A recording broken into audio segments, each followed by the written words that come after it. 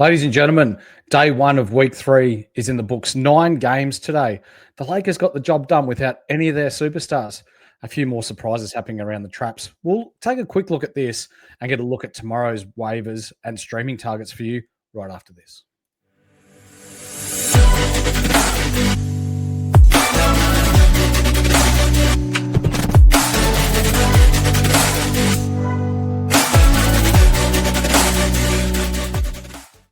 Hello and welcome back to Ball Logic. I'm your host this evening, The Horse, and joining me is the man behind all good articles within our Patreon. It's Flanders. How you doing, mate? Mate, I'm good, mate. It's going to be back here. We got Tuesdays. We've had games in the books yesterday. The week's kicked off, and I'm already losing some of my matchups, but I'm here to make up for it with some waiver wire options. Getting smashed, or was it just a day where you didn't have many players play? Mate, I think I had about 10 guys across 5 leagues. So I'm going to call it no players, and we'll hope by the end of the week it is just no players. So, yeah, 100%. There were some players that did well today, some that didn't, but we'll spend a couple of minutes going through our daily rewind.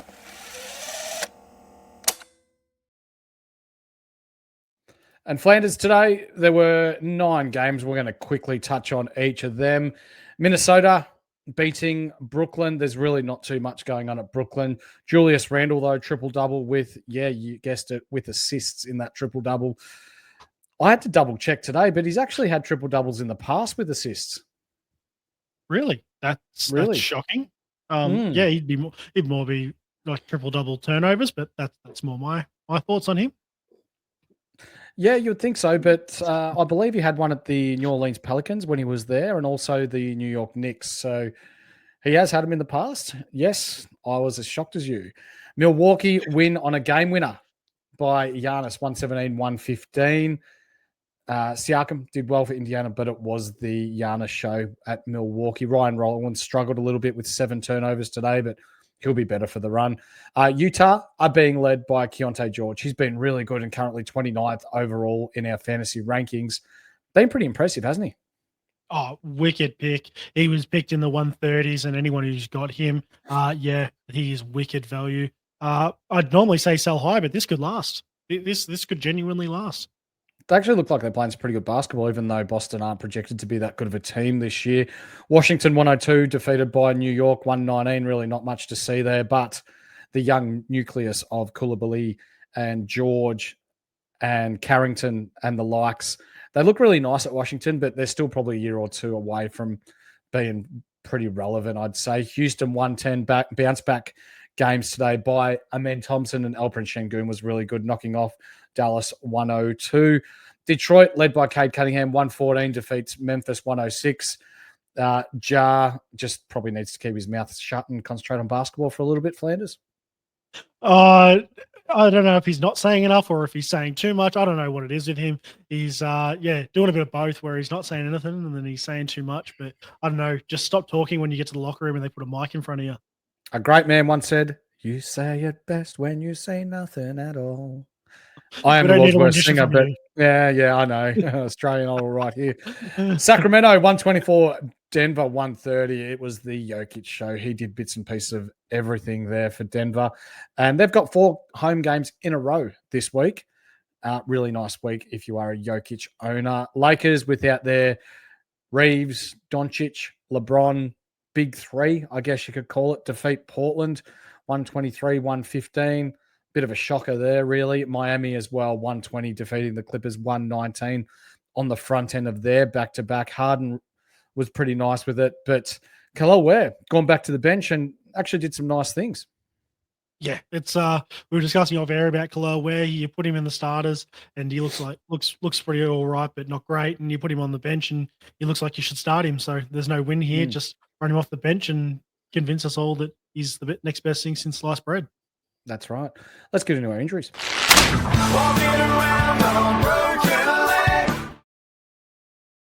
And as you'll see here, we'll just touch on these really quickly as we touched on them yesterday as well. Tyler Herro and LeBron James still a couple of weeks at least away from returning. Andrew Nembhard, he has been performing in shoot-around. It is still unknown as to how long he is out for. But the fact that they're saying out each day and not giving us a time frame, I would say he's probably sooner to returning rather than later, Flanders. Yeah, I tend to be in agreement there. Or they're not putting him on in the injury; they're just saying out, which means they're at least assessing him to some degree. So yeah, we'll see what comes in the next few games. Yep, Kevin Porter Jr. still 4 weeks away after having that knee scrape out. Sorry, it is wheels up for Ryan Rollins, especially while he's out. And I see a path where Ryan Rollins could even continue to start when KPG comes back. But if you're looking to get spicy, there's Cole Anthony on your waivers out there. Trey Young, 4 weeks. He's out for with that sprained knee. Nickel Alexander Walker, Luke Kennard, and the likes of the guys to target there. Anthony Edwards is still 1 week away at least. Brandon Miller, we got an update today that he is 2 weeks away. That is on the official Charlotte Hornets injury report. So hopefully that 2 weeks isn't a Mark Williams 2 weeks and it turns into 12 weeks. But Walker Kessler, he returned to Salt Lake City, Flanders, for his scans on his shoulder. And I got to say, after reading it, it doesn't read that well, does it? No. From what I'm hearing, it's not that crash hot. So you might be out there buying some Yusuf Nurkic stocks. But yeah, it's not what you want to see from a big shot blocker. No, sounds disgusting. Yusuf Nurkic Yeah. stocks, but we might have to. Our back-to-backs tomorrow, we do have the Clippers and the Bucks on a back-to-back. So the next day after that, Golden State, New Orleans, OKC, and Philadelphia. If you are wanting to target players on the waivers where you could potentially just use the one ad for 2 games, Golden State, New Orleans, OKC, and Philly are your teams to target for that tomorrow. And we touch on this quickly. It is a 6-game day tomorrow. Flanders, our Tuesday ads. We're just going to get straight into it, mate. Kyle Kuzma for points. Yeah. Sounds so disgusting, but he's been okay of late. He has. He lit up the other day, and I'd be all over that if you needed some points there, and ride that while you can, because it's Kyle Kuzma, and he'll put up 5 points on 2 from 10 shooting just before you know it. Yeah, the king of the questionable shot choice is Kyle Kuzma. AJ Green, I feel a little more safe with, I guess. You may not get as many points, but the looks at the basket are going to be a little better than the abracadabra that you get from Kyle Kuzma. Points and threes for AJ Green, only 11% rostered at the moment. Colin Murray-Boyles. This guy is interesting. He's an undersized big, but he has a knack for rebounds and points and threes and can share the rock, and he does a bit of everything. Yeah, he's good. He's been getting minutes as of late as well. Sort of had an early ease into the season, obviously been out for a few games and had 13 minutes in his first game in. But ever since then, he's only had one game where it wasn't double figures. He put up 9 boards in his last game, 5 assists and 3 steals. It's his second game of the year so far with 3 steals. I'm a big fan of that as well. You can pick up some stuff there as well. So I'm a big fan of him. We're looking at starting center from Orlando here, Wendell Carter Jr. for your points and your rebounds. Still only 30% owned. You'll be able to grab him off your waivers if you'd like to fill your stats with points and rebounds from WC Jr. Your man, Moussa Diabate, rebounds and blocks, 13% owned. You're a big fan of this guy, but Charlotte do only have a 2-game week this week. It is. You would be picking him up out of a bit of desperation here, but he is quite lowly owned there at just the 13%. But yeah, he's been putting up a fair few blocks as well out here. Some boards. He put up got 12 boards last time he was out in just the 22 minutes and 17 points. So you could be worth it if you have enough waiver wire ads and you can get somebody just for the day. But if you are limited in your leagues, probably avoid and look at somebody with a higher amount of games that week. Eva Smissy, rebounds and blocks, 17% owned from the New Orleans Pelicans. Jeremiah Fears. I was actually quite shocked until you sent me the stats on this guy. I went and picked him up in a couple of leagues wanting points and threes. But he's got a couple of games where he's had 3+ steals, hasn't he? And he can assist the ball all right too. Yeah. He didn't have anything last game in the way of steals. Before that, it was 4, 2, 1, and 2, 1.5 on the year for an average. His assists are 3.8 on the year. And he dropped 16 points, 4 boards, 4 assists in his last game. And the one before that, if you want to look into that, 13, 4, and 8 with 4 steals on just the 29 minutes there with 2 threes. And perfect from the free throw line. I'll take that. It looks as though the Pelicans are going to be shit. And that is not a news flash. They still haven't won. But they're not really that welcoming of Jordan Poole, are they? Playing him off the bench, he's not really the world's most favorite teammate.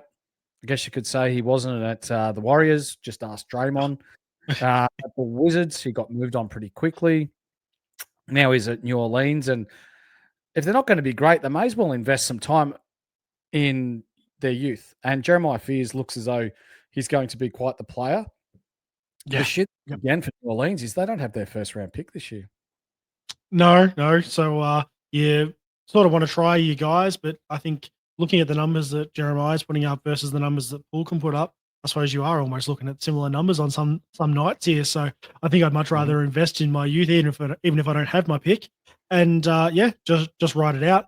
You are going to be punting field goal percentage pretty hard with this guy. The other night he shot 4 of 14 from the field, so just be a little weary of that. But other than that, they're only showing this guy more and more time, so I'd be more invested to jump all over him. For sure. Looking further into our ads for the day or for the week, depending on how you're looking at it, A.Bona from the Philadelphia 76ers. So upon doing a little bit of research before we come to air, Flanders, Philadelphia have 4 games this week, and both of them are back-to-back, which means you know that you're not getting Embiid for 2 of those 4 games. A.Bona, if you're chasing blocks or fouls, geez, he's shit out of picking up fouls, but if you're chasing blocks and potentially rebounds, he could be your ad for the week, couldn't he? Yeah, he can definitely be your ad for the week here. He's only had 1 game over 18 minutes this week, and with the limitation minutes for Joel Embiid still existing here, he's probably only going to be playing those 20 sort of minutes on either half of those back-to-backs there. So you're only getting 40 minutes, over 4 games worth of basketball for Joel Embiid. It's wheels up A.Bona. Andre 3000, I call him Andre Drummond. If you're needing rebounds, 4% owned. I still think they go with A.Bona, even though he's had a bit of foul trouble in the starting lineup, and Andre comes off the bench. So if you're looking for rebounds, he's only 4% owned. Kevin Huerter. Threes, steals, and defense, Flanders. You like him? Yeah. He's done more than I would probably have expected out of young Kevin Huerter here. He's pretty good for threes. Only not had one in 1 game this year. He had a steal and a block, steal and 2 blocks last time he was out. He had 2 steals and 1 block the time before that. He's 1.8 stocks a game on the year, so I'd be all over that there. I'd probably just keep an eye out for when Kobe White's coming back, but because he'll get pushed further down the rotation when he does come back. But I quite like the Kevin Huerter shout for now while White is out. Colin Gillespie, he's a jack of all trades, master of none kind of operator there at Phoenix. Yeah, pretty much. He's just out here just living his best life. I will say I do enjoy watching him because it just looks like he's out there just showcasing everything he's got there, and it seems to be working for him at the moment. They're running him out there for 22, 27, 31, and 32 minutes. His last 4 here, shooting 500 on 3 of those 4 games. Clears 12 points in every one of them. Some assists, got some steals, some blocks, rebounds. If there's a stat there, he's got a number next to it. So I would be all over a bit of him there, and his roster numbers are going up by the minute. Interesting. Do we know how far away Josh Green is away from return? Jalen Green, I do not know on that. Let me see if I've got something here. It could be the end of this week. Yep. Yeah. So just be careful, because when Jalen Green does come back, that bumps him down again in the pecking order and through the rotation there at Phoenix. So you are basically picking him up as a streaming target. You're not picking him to keep him. Quentin Post, though, this week, no Horford. So, yep. And Golden State have 4 games. So we're going to get a bit of Quentin this week. They tend to go with him over Trace Jackson Davis at the moment. Threes, blocks, and rebounds for you? Yeah, he had a 25-minute game this year. He put up 4 threes, 12 points, 8 boards, a steal and a block there. And the game before that, he put up 2 blocks as well. So I think it's some reasonable minutes here, even if he's just getting somewhere in those, mid-20s. I'd be pretty much all over that. Aaron Wiggins from the OKC Thunder, threes and points. I really like his game. Jalen Green still probably a week and a half away from returning, so it's 16% owned. I like that there. And Chris Dunn, I've put in here defense, 2% owned. So he's pretty good with his steals, can get you the occasional assist, and does get some out of position rebounds. He has been shooting the three okay, as you stated to me off air earlier. I did. I stated that there. I'm yet to be burnt by him so far. But yeah, he hit 2 last game. He's only had 2 games this year where he hasn't hit 1. Again, this could be playing with fire here. You might get 2, you might get none. Just be very wary here. His shooting from the field is either really good or really bad. I've got 2 of 6 sitting in front of me, and I also have 4 of 6 sitting in front of me. So you just don't know what you're going to get out of this guy some nights. But if you want to ride there and you want to pick up some steals on the way through, Chris Dunn could be your man. Especially tomorrow. Well. Yeah, no Kawhi tomorrow. So he may get a little bit more of a bump on the back end of that back-to-back as well. So something to look out for there. There are 6 games tomorrow, as we previewed earlier, Flanders. Any sort of number one targets for you tomorrow, or you think we've covered them all there? I think we've covered them all there. I do like, if you're looking for a bit more of a longer play, the Colin Murray Boyles plays pretty good there. The short-term fast burn is going to be more of the Colin Gillespie play there. And yeah, looking into someone like A.Bona as well. When you're looking at Philly's structure being, we know what Joel Embiid is like. I think he is probably my key options there of the guys that are probably the safest of the options. Yeah, for sure. Really, really like it. Remember, if you are streaming Charlotte players, they are only on a 2-game week. They are the only team on a 2-game week this week. So you would potentially only be streaming them for tomorrow only. And at Atlanta, there's no Trae Young. So you've got Nickeil Alexander-Walker starting there tomorrow against Orlando. Flanders, before we go, I know that you're doing Movember this year. I am. Do you want to pass on to the guys at home how they can go about reaching out if they'd like to donate? Yeah, so feel free to come over to X, SC_Flanders. I've got the link there for everybody as well. Come over, join. We're raising money for men's mental health. It's okay to not be okay, and it's not weak to speak. So feel free to raise some money with me while I pester you guys with this filthy mustache and no beard this time. You guys are going to get this all month. I am going to rock it. So make sure you get over, donate, and yeah, I promise you once we get December around, I'll get the beard back. But in the meantime, we're going to raise some money for men's mental health. Good man. I love it. And that's right. Here at Inside, we are all about promoting mental health and getting it out there that it's not weak to speak and it's okay not to be okay. So love what you're doing, mate. They'll be able to find you on X, on Instagram, on all good social media platforms. As for I will be around on social media, X, Instagram, all that sort of jazz. But for today, that's your Tuesday waiver targets to add.